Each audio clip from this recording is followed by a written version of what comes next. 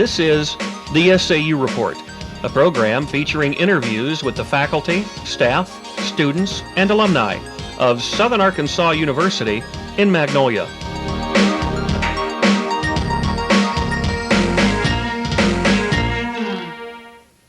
Welcome to this week's edition of the SAU Report. I am Mwachiro. And I'm Marsha Walters. Today we're speaking with history professor Dr. James Willis.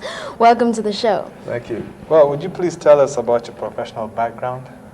Yes, I received a PhD from Duke University in 1976 and a master's a few years earlier. But I'm actually a graduate of Southern State College, that is before SAU became a university.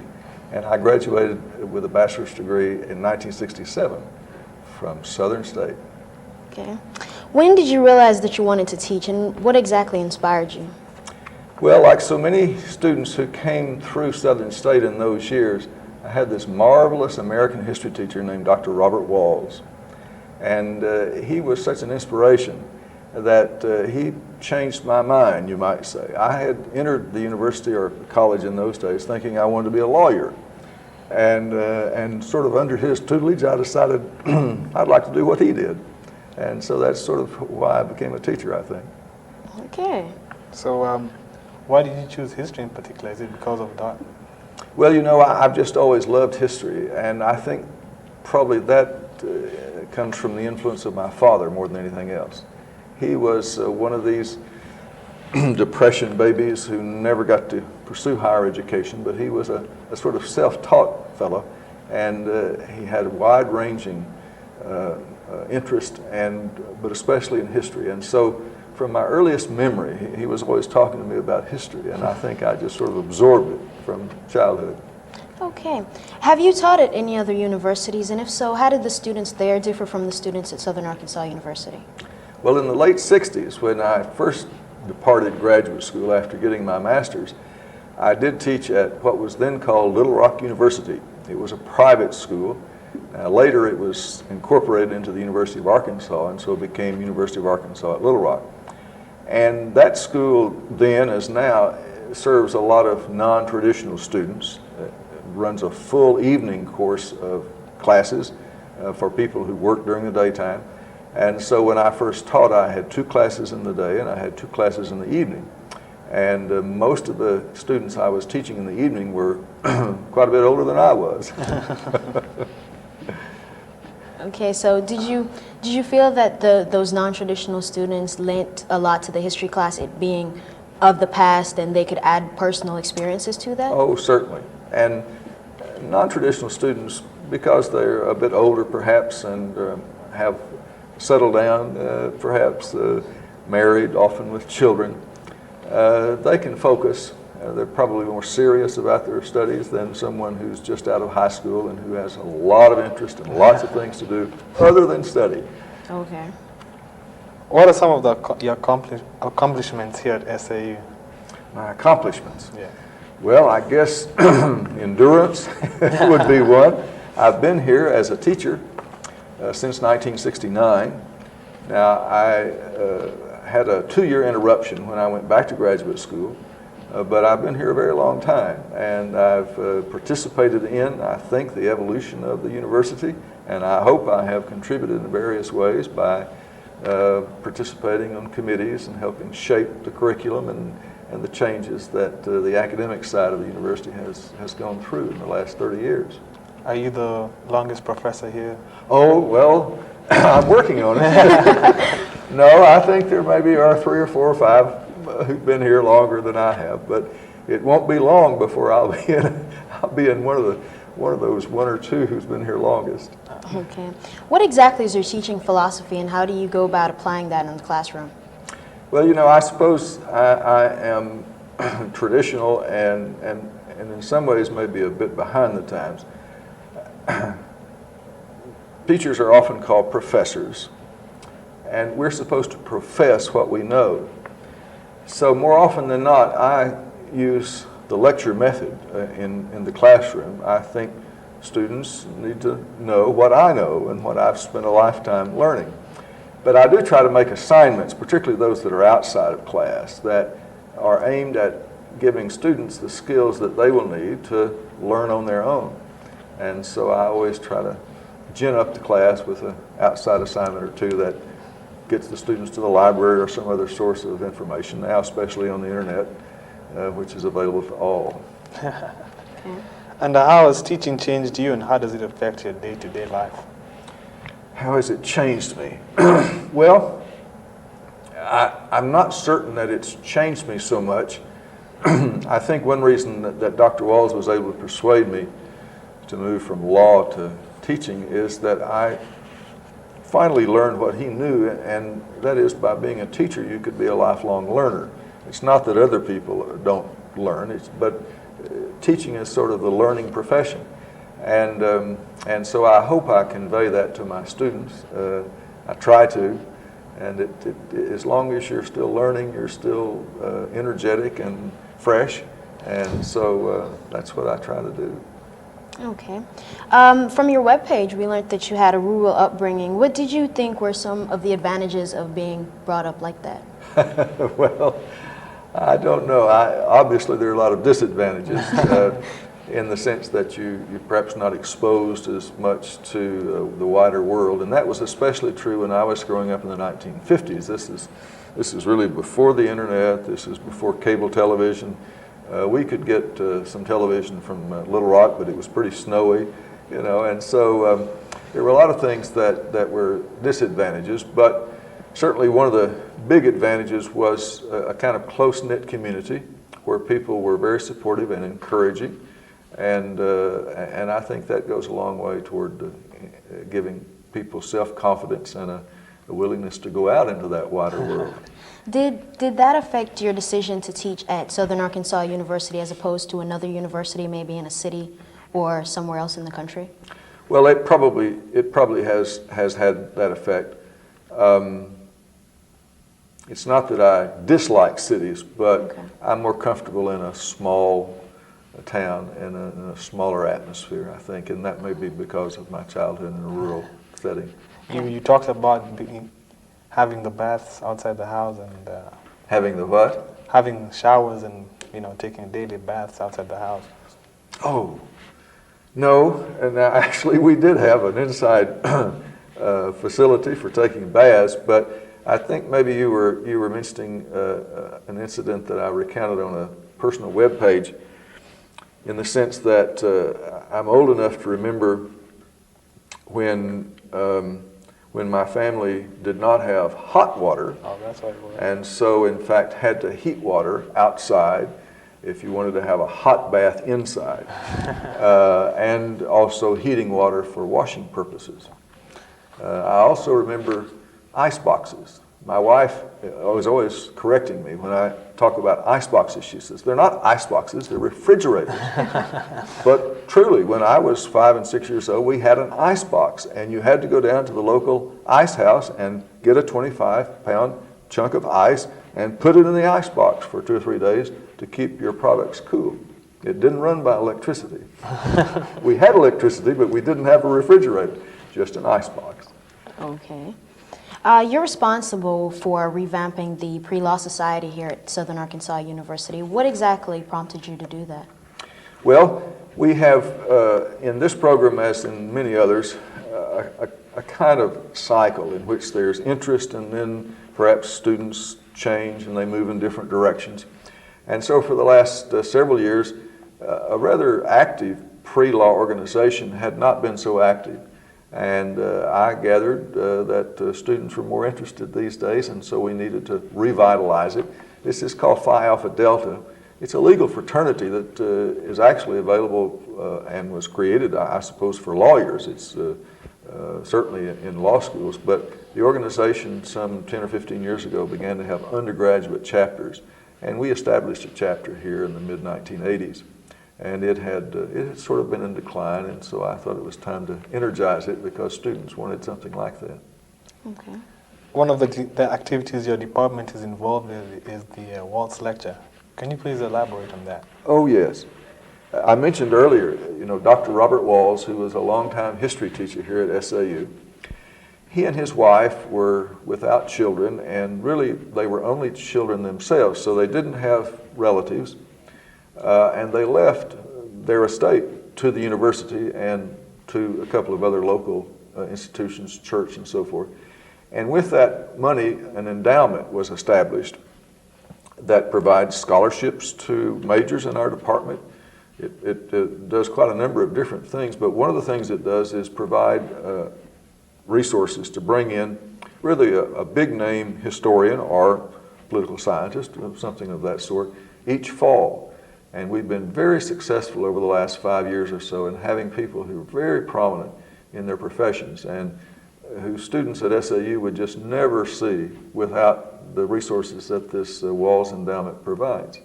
This immediate past September, we had Dr. Joyce Appleby from UCLA, who's been the president of the Organization of American Historians and the president of the Organization of American Historians and the American Historical Society. And next year, we've just engaged Dr. Stanley Katz from Princeton University. He'll be speaking on constitutionalism and civil society. He's a famous legal scholar. He has been president of the American Council of Learned Societies, which is sort of the premier organization for scholars in the liberal arts. And we're really looking forward to that. That'll be next September 19th in 2001. I'll mark my calendar. Please do. That's quite a ways away. I know the PreLaw Society has planned a trip to the University of Arkansas in Little Rock for November 10th. Could you tell us a little bit more about that trip? Yes.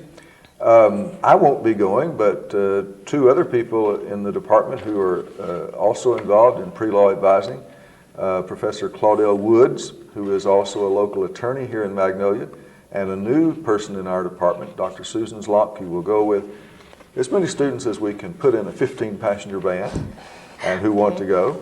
And at UALR, they will get to attend a law school class in contracts. They'll get to tour the law library and the facilities and ask questions of students as well as admission counselors, and give students a sort of early opportunity to see what they might be getting into before they go off to law school themselves. Okay. Do you think the PreLaw Society may give SAU more history majors and minors, or? Well, it's possible. That's one of the traditional fields in which pre-law students major. Law schools don't really discriminate, though, against any major, and so that there's an advantage, you know, depending on what you're most interested in and what you think you'll do best in, is really what pre-law students should choose. History and political science obviously have some connection with the study of law, the evolution of law, government, and so forth, and so that's probably why there's the close connection. And maybe we'll get lucky and have a few more majors that way. Do you think there's any other way that you could encourage students to be history majors or minors? Well, if students understood, perhaps, that the history or political science major is a sort of broad, general education kind of major. We call it a liberal art. And that, in fact, this enables you, if you do well, to become a clear thinker and writer, and we hope speaker. And those kinds of skills translate well into a lot of professions. And so many students think that, well, if you major in history, all you can do is teach in high school. And that's just not true. There are lots of people who've majored in history who've gone on into business or in all sorts of other fields. And it's a good major. Is there a chance of SAU having a law school? Oh, no, I don't think so. Arkansas already has 2 law schools, and some people say that's one too many for a small and relatively poor state to have. Law schools cost a lot of money, and I don't think SAU will ever be able to get a law school. There's one at Fayetteville and one in Little Rock, and that's probably enough for a state our size. And what are some of the activities the SAU campus is likely to see from the PreLaw Society? Well, that partly depends upon what students will do. We can give opportunities, but students have to seize those opportunities. Now, what PreLaw societies on other campuses sometimes do is participate in what's called moot court competition. And pre-law students essentially try to polish their skills that they'll later use in the courtroom, and do it before they know a lot of law, but at least they can learn how to speak and make arguments and question witnesses and that sort of thing. Moot court competition actually has both regional and national competition, so that schools who are involved in this sometimes send teams, just like debating societies may go across the country and debate teams at other schools. And they're national winners of moot court competitions among undergraduates every year, and that would be a marvelous thing to do. Are there any plans so far to start a team here at SAU? Or? Well, we first want to get Phi Alpha Delta re-energized, and then I think we'll see how much students would be interested in doing this. Moot court competition requires a lot of preparation and a willingness to put in the time and work. I'm sure we have some students, but we just have to find out who they are. Okay. Your department sponsors a senior banquet every year. Would you care to tell us about that? That too is in fact related to the Waltz endowment because we are able to provide, shall we say, subsidized rates for our graduating seniors to have a nice banquet.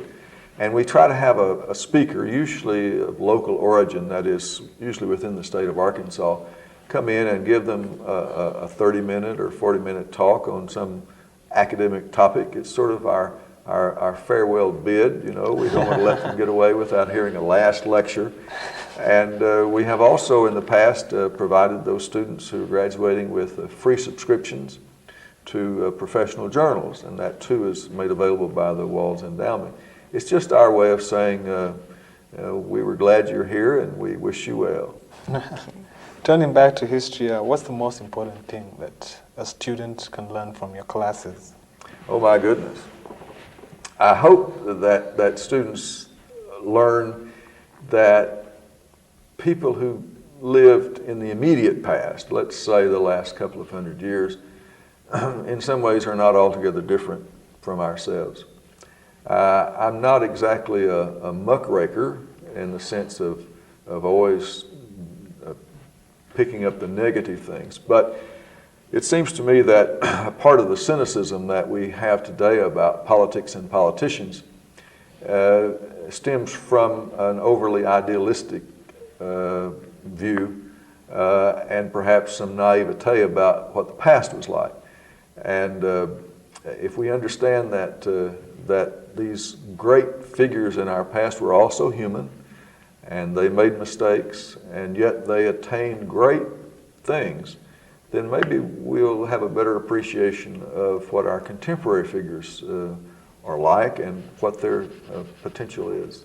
I hope. And on the same token, what have you learned from your history students? From my history students? Well, one thing I think I probably have learned over, as I said, about 30 years is to be more flexible. I mean, in some ways, it seems to me that the best kind of education is one-on-one tutoring. Now, obviously, we can't do that with a large number of students and a relatively small number of faculty. But I try to make accommodations for individual students, however they need, except perhaps in testing. You know, we have to sort of do testing similarly to be fair to all. But I think flexibility has increased over the years. Young teachers are often perhaps a little less flexible than they should be. Okay. How exactly do you try to get your students more interested in history? Well, I hope that the lectures that I give are interesting. I try to make them interesting. I try to fill them with enough anecdotes so that the so-called boring stuff, you know, the dates and treaties and wars are a little less boring. History is really the most interesting subject, it seems to me, because it encompasses everything that humans have done. And there's hardly any aspect of life that can't be enriched with a greater knowledge of history. And so I try to share that with students. I probably maybe emphasize politics too much. That's my interest, you know, and that's also traditional. History, the study and writing of history in the United States has moved away in the last generation from its emphasis on political history, so that there's now a great deal of emphasis on social history. And certainly the textbooks provide that emphasis. And perhaps if I needed to change, that's probably what I need to do differently and better, is to be a little more, to have a bit more emphasis on social history and a little less on political history. But I love political history. Do you think that maybe by getting students involved in political history, you could probably make them more interested in the politics of our time? Oh, I hope so. I hope so. One of the things that I do, certainly every presidential election year, I usually do it more often, but every presidential election year, in my U.S. history survey classes, I require students to register to vote by requiring that as a part of the course and assigning a certain number of points to it. I do make accommodation if someone who, for religious or other reasons, perhaps would not choose to do that, but that's only a very few. My expectation is if you go to the trouble of registering, then maybe you'll go to the trouble of voting.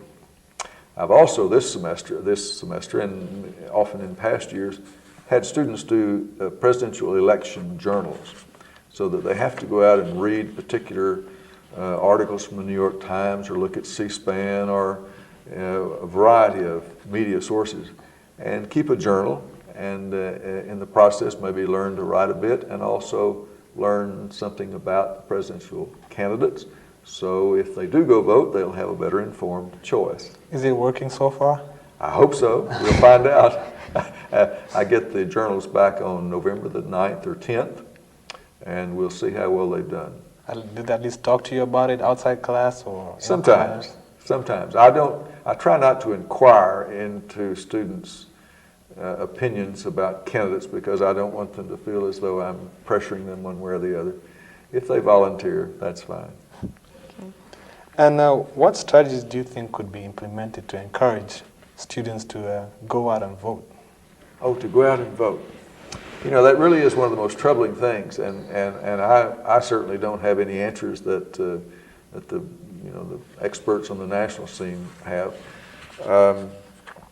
I know the candidates are obviously trying to appeal to a younger crowd. You had in this week George Bush and Al Gore both appear on Jay Leno's show, and of course we know that a lot of young people watch Leno and others, and so there is some effort to reach out.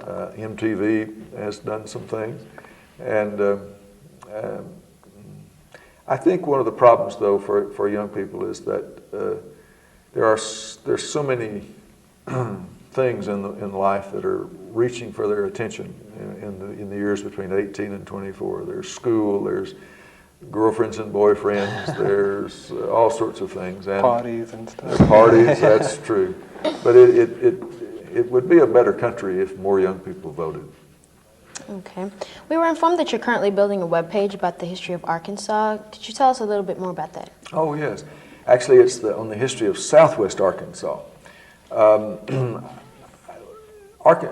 Arkansas University serves the region of Southwest Arkansas, and the web page is set up to try to serve better the teachers and students in Southwest Arkansas who are studying Arkansas history. The Arkansas legislature a few years ago mandated that all students would have Arkansas history in the public schools, and with this electronic generation, I thought, well, certainly they ought to have something more than a textbook, and so I tried to provide some materials, especially photographs of this region on this website. That's for history of Southwest Arkansas.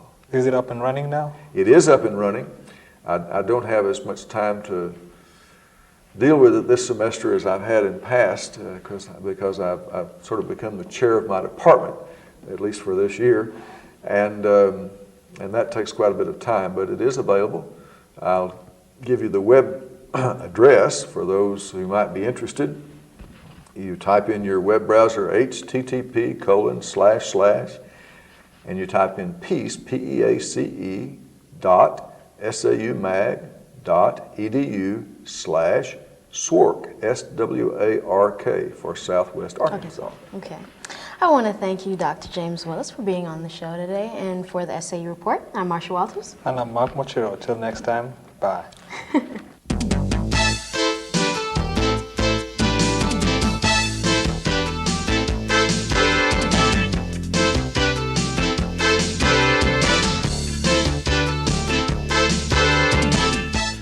The SAU Report is a production of broadcast journalism students in the Department of Theater and Mass Communication at Southern Arkansas University in Magnolia.